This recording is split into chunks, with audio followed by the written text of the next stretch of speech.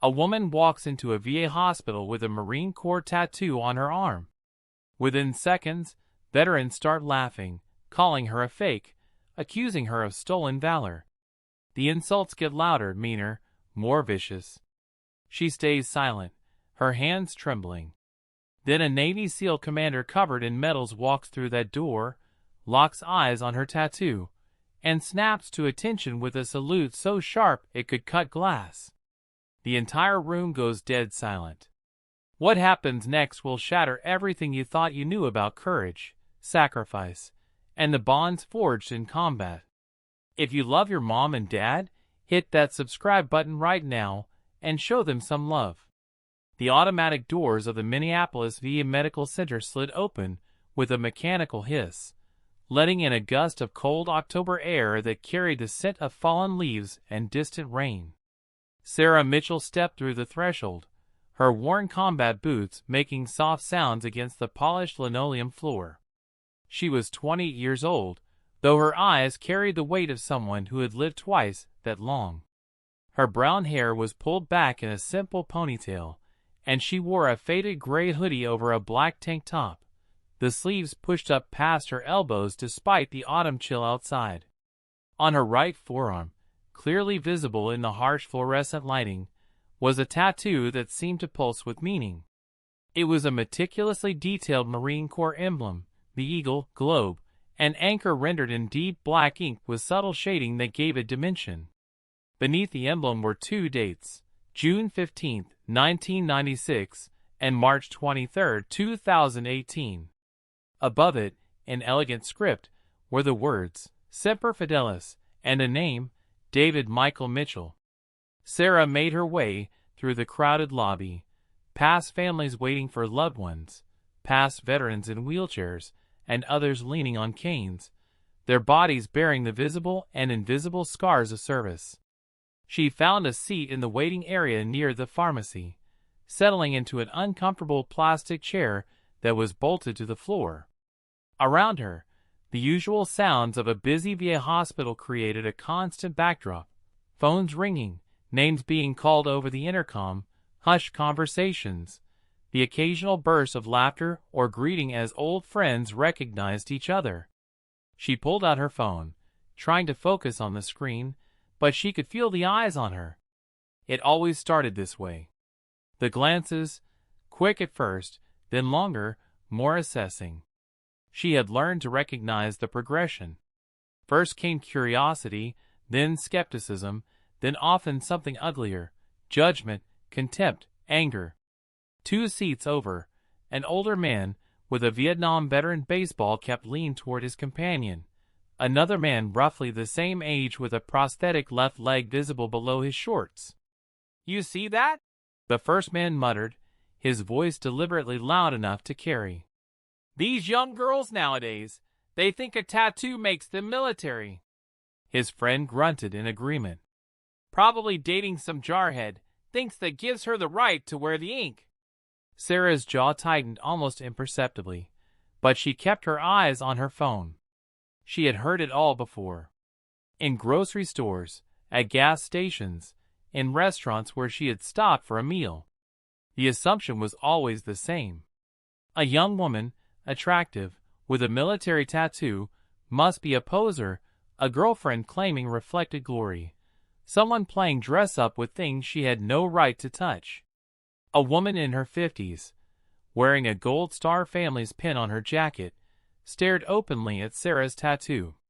Her lips pressed into a thin line of disapproval. "Stolen valor," she said to the elderly gentleman beside her. "That's what they call it. People pretending to be something they're not, disrespecting those who actually served." The elderly gentleman, a Korean War veteran judging by the jacket he wore, shook his head sadly.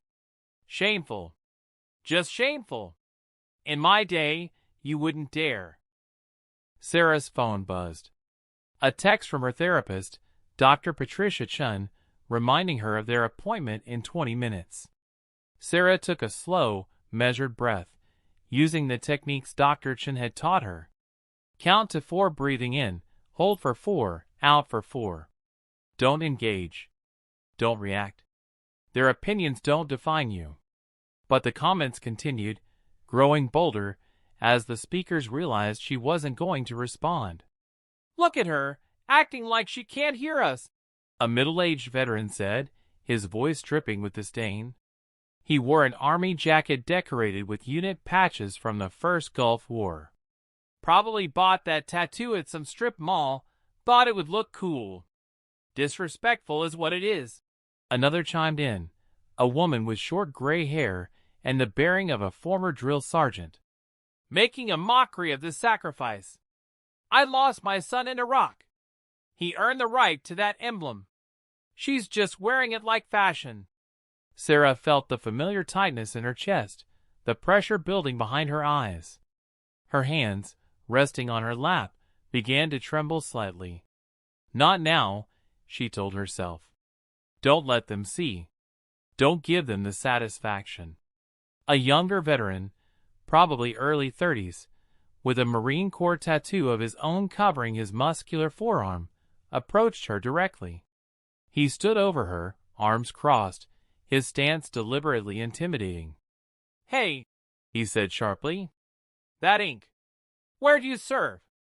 Sarah looked up at him, her hazel eyes meeting his brown ones. For a moment, she considered answering, considered explaining, but she had learned that explanations rarely helped. People believe what they wanted to believe. I'd rather not discuss it, she said quietly, her voice steady despite the tremor in her hands. The Marine scoffed. That's what I thought. Can't answer because you never served. You know what we call people like you? Fakers. Phonies. You're wearing something you didn't earn, disrespecting everyone who actually put on the uniform. Others were gathering now, drawn by the confrontation. The waiting area had become uncomfortably quiet except for their voices. Even the staff behind the pharmacy counter had paused their work to watch. I've seen your type before, the Marine continued, his voice rising. Girlfriend of a Marine, maybe? Or ex-girlfriend? Thought getting some ink would make you special? Would give you a connection to something bigger than yourself? Sarah stood up, needing to remove herself from the situation before it escalated further. She was slightly shorter than the Marine confronting her, but she held her ground, her posture straight, her shoulders back. Years of training didn't just disappear. Excuse me, she said, trying to move past him. He stepped into her path. No, I don't think so. Not until you explain what gives you the right to wear that tattoo. Those dates, that name, what do they mean? Did you even know a David Mitchell, or did you just pick a random name and some dates to make it look authentic? The old Vietnam veteran had risen from his seat now, moving closer. Young lady, this is serious. Stolen valor is a federal offense. You could be prosecuted. I'm not claiming to be anyone I'm not, Sarah said, her voice still controlled but strained. Please, just let me be. Not good enough, the Marine said. You're in a VA hospital, wearing Marine Corps ink, surrounded by people who actually served. You owe us an explanation. The Gold Star mother spoke up, her voice sharp with pain and anger. My son died in Helmand Province. He was a Marine. A real Marine.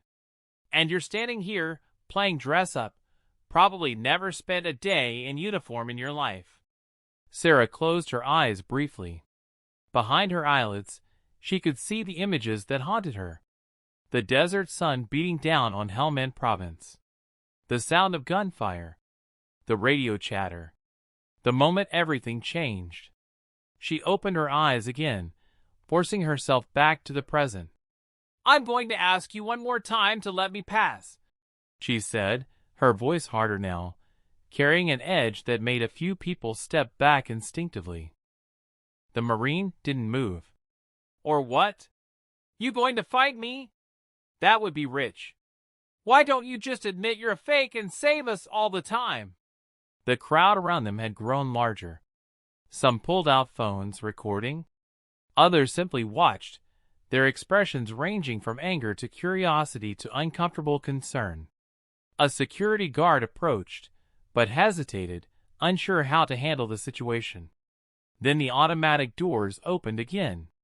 Commander James Reynolds stepped into the VA hospital with the same measured, purposeful stride he had carried through 30 years of naval service. At 52, he remained powerfully built, his 6'2" frame still maintained at fighting weight. He wore his service khaki uniform, the tan fabric crisp and perfectly pressed. His chest was a testament to a career spent in the world's most dangerous places: the Navy and Marine Corps Medal, 3 Bronze Stars with V device for Valor, 2 Purple Hearts, and the Navy Cross, second only to the Medal of Honor. On his left shoulder, the gold trident of a Navy SEAL gleamed under the fluorescent lights. He had come to the VA hospital for a routine follow-up appointment, but as he walked through the lobby, he noticed the crowd gathered near the pharmacy waiting area. His instincts, honed by decades of combat, immediately went on alert. He changed direction, moving toward the disturbance. As he got closer, he could hear the angry voices, see the young woman at the center of the confrontation. And then he saw her tattoo. Commander Reynolds stopped walking. Everything else faded away. The noise, the crowd, the fluorescent lights. All he could see was that tattoo, those dates, that name. David Michael Mitchell. March 23, 2018. He knew that date. He would carry that date with him until his own last breath. It was seared into his memory with the same permanence as the scars on his body. March 23, 2018. Fallujah. Operation Inherent Resolve. The day that changed everything. The commander's hand moved unconsciously to his chest, where beneath his uniform, beneath the ribbons and medals, a piece of shrapnel remained embedded too close to his heart for surgeons to safely remove.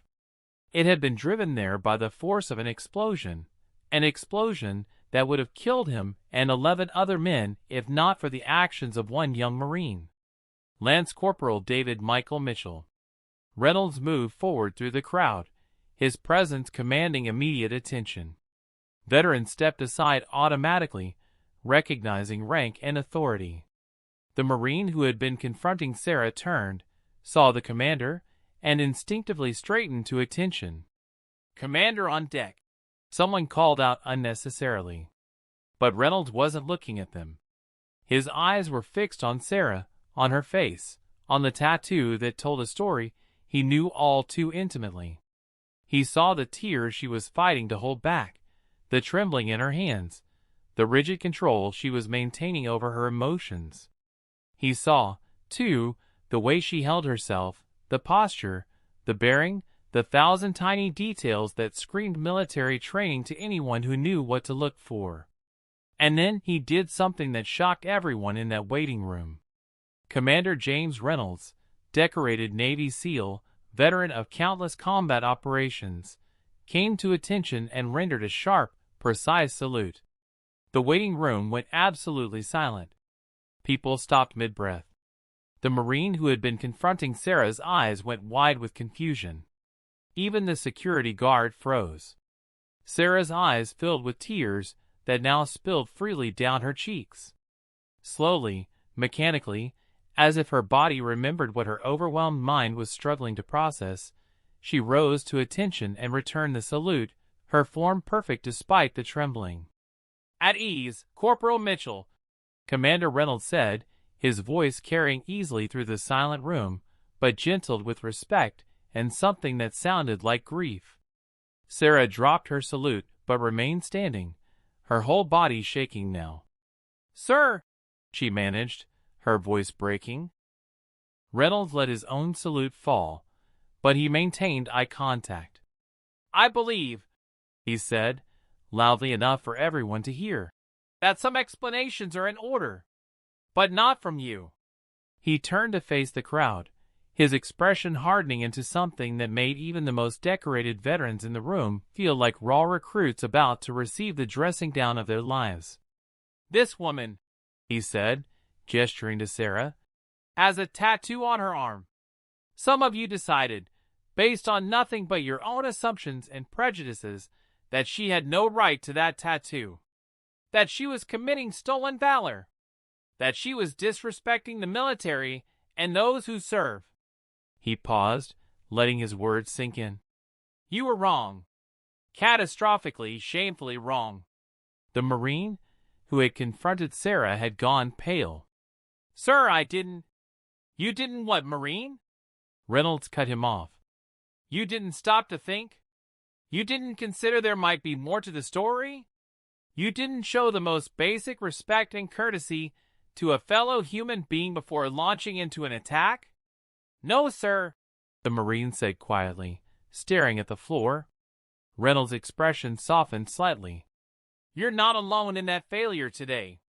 He looked around the room, making eye contact with each person who had participated in or observed the harassment. Before I explain who Corporal Mitchell is and why she has every right to that tattoo and to be in this hospital and to be treated with the respect she deserves, I want to tell you about March 23, 2018. Sarah sank back into her chair, no longer able to stand. Dr. Chun, her therapist, had emerged from her office and was making her way through the crowd, concern etched on her face, but Reynolds held up a hand, asking silently for a moment more. I was a lieutenant commander then, Reynolds continued, leading a joint operation team in Fallujah. 12 Americans, 8 SEALs, 3 Marine Force Recon, and 1 very young, very determined Lance Corporal who had impressed everyone with his tactical intelligence and his absolute refusal to leave anyone behind. He walked slowly around the waiting area as he spoke, his voice measured, controlled, but carrying the weight of memory. We had intelligence on a high-value target, an ISIS commander responsible for multiple attacks on coalition forces and civilians. The operation was supposed to be quick. Get in, neutralize the target, get out. But intelligence is never perfect, and the enemy is never predictable. Sarah was crying openly now, but silently, her hands gripping the arms of the chair. Dr. Chen had reached her and sat beside her, taking one of Sarah's hands in her own. We breached the compound at 0300, Reynolds said. Achieved surprise. Secured the primary target within 6 minutes. Textbook operation. We were consolidating for extraction when Lance Corporal Mitchell noticed something the rest of us had missed. A tripwire, nearly invisible, connected to what he instantly recognized as an IED. A big one. We had walked right past it on entry, but on our exit route, one of us was going to hit that wire. The room was so quiet that people could hear each other breathing. Mitchell didn't hesitate. Didn't call out a warning that might have spooked someone into making a wrong move. He was closest to the device. He understood immediately what needed to happen. Reynolds' voice roughened. He threw himself on that IED and covered it with his body. Gasps echoed through the waiting room. Several veterans brought their hands to their mouths. The Gold Star mother let out a sob. The device detonated, Reynolds said. Lance Corporal David Michael Mitchell absorbed the majority of the blast with his own body. He saved all 12 of us. 4 of us were still wounded by secondary fragmentation. I took shrapnel to the chest that I carry to this day. But we lived. All of us lived because one 22-year-old Marine from Minneapolis, Minnesota, made a split-second decision to trade his life for ours. Reynolds turned back to Sarah. David Mitchell was posthumously awarded the Medal of Honor. His extraordinary heroism and selflessness saved 12 American lives that night. The Marine who had confronted Sarah was now visibly crying. I didn't know, he whispered. Sir, I didn't know. No, Reynolds said. You didn't. But you should have asked. You should have given her the benefit of the doubt. You should have extended the courtesy and respect we're supposed to show to everyone. He looked at Sarah again. But I'm not finished. Because the tattoo Corporal Mitchell wears isn't just in honor of her brother. What you don't know is that Sarah Mitchell didn't just lose her twin brother that day. She lost her best friend, her protector, the person she had shared a womb with, been born minutes apart from, grown up alongside. Sarah's shoulders shook with the force of her sobs. Dr. Chen held her tightly. And more than that, Reynolds continued, his own voice thick with emotion now. What you don't know is that Corporal Sarah Mitchell is a Marine herself. She enlisted 2 months after her brother. They served together when possible, wrote each other constantly when not. Sarah completed 2 tours in Afghanistan.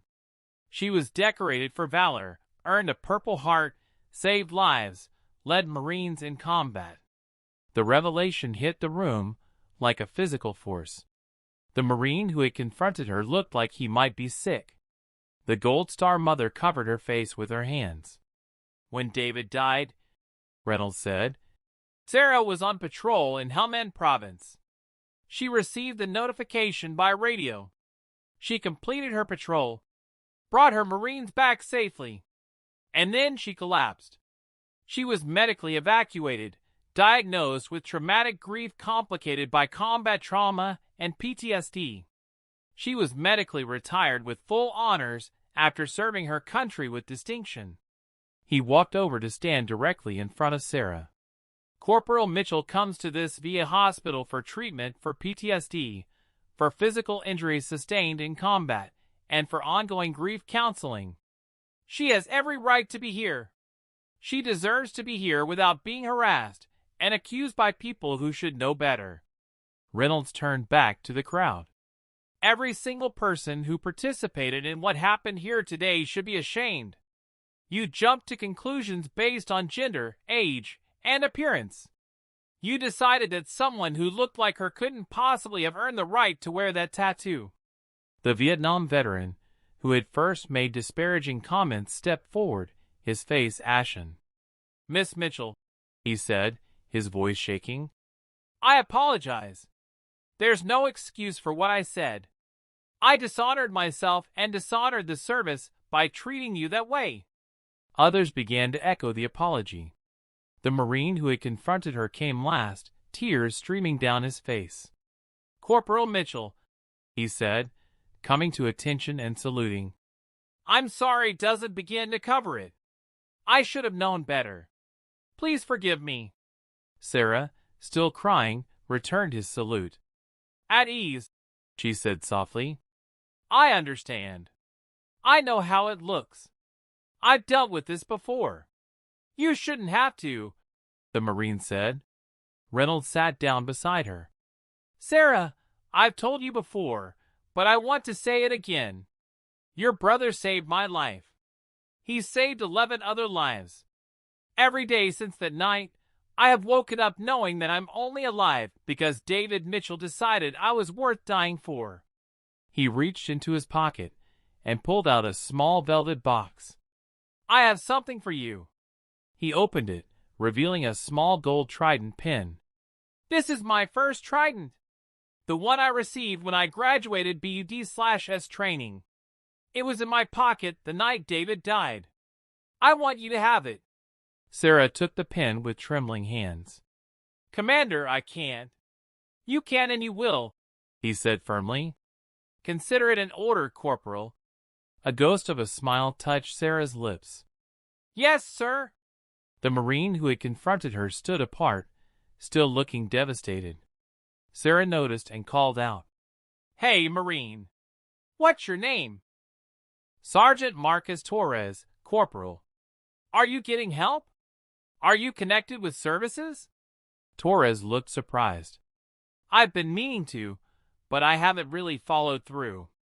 Follow through, Sarah said firmly. That's not a suggestion. You need to take care of yourself. Yes, Corporal, Torres said. I will. And I truly am sorry. Learn from it, Sarah said. Be better.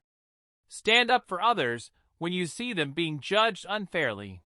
As the crowd dispersed, Reynolds waited with Sarah. How are you really doing? Some days are harder than others, she admitted. But I'm managing. I'm working the program, taking my meds, showing up to therapy. That's everything, Reynolds said. The other guys from the team ask about you all the time. They'd love to see you. Maybe soon, she said. Tell them I'm doing better. Reynolds stood. I'm proud of you, Sarah. David would be proud of you. You're fighting to find peace. Don't give up on that fight. I won't, sir. Thank you for everything. He rendered one final salute, which Sarah returned, and then he was gone. Sarah looked down at the trident pin in her hand, feeling the weight of it. She thought about David, about the choice he made, about the 12 lives he saved. She thought about the cost of that choice, the pain it had caused. But she also thought about the progress she had made, the healing that was slowly happening. Dr. Chen touched her shoulder gently. Ready for our appointment? Sarah tucked the trident pin carefully into her pocket. Yeah, she said. I'm ready. As she walked toward the therapy office, she passed a young woman with a small army tattoo on her wrist. Sarah saw another veteran eyeing it skeptically. Sarah stopped. Excuse me, she said to the veteran. Before you make assumptions about anyone's service, maybe just ask them their story. You might be surprised what you learn. She turned to the young woman. Thank you for your service. The young woman's eyes filled with tears. Thank you. I've been so nervous about coming here. You served, Sarah said firmly. You deserve every benefit, every resource, every bit of support you need. Don't let anyone make you feel otherwise. Sarah continued to Dr. Chen's office, feeling lighter. Maybe Reynolds was right. Maybe David's sacrifice was still making a difference. Maybe speaking up, sharing her story, standing up for others, maybe that was her way of continuing his legacy. Later that evening, Sarah sat in her small apartment, thinking about everything that had happened. She pulled out her laptop and began to write. She wrote about David, about his courage and sacrifice. She wrote about her own service, about Afghanistan, about coming home. She wrote about the VA hospital, about the accusations and the vindication. She wrote about hope, about healing, about the importance of not making assumptions, about supporting each other. She titled it, The Tattoo, One Marine Story of Loss, Sacrifice, and Finding Purpose. When she finished, she submitted it to a military publication. 2 weeks later, it went viral. Veterans thanked her for speaking up. Civilians apologized, promising to do better. Sergeant Torres reached out, sharing that he had started therapy. Sarah responded with encouragement and support. Over time, Sarah became an advocate for veteran mental health. She spoke at events, wrote articles, shared her story. It was hard work, but Dr. Chen helped her balance advocacy with self-care. On the anniversary of David's death, Sarah visited Arlington National Cemetery. She stood before his grave, the trident pin clutched in her hand. Hey, David, she said softly. I'm healing. Slowly, but I'm healing. I'm trying to make sure your sacrifice means something. I'm helping other veterans find their way home. Tears streamed down her face. I miss you every day, but I'm learning to live with that missing piece. You're with me always. She rendered a final salute. Semper Fi, David.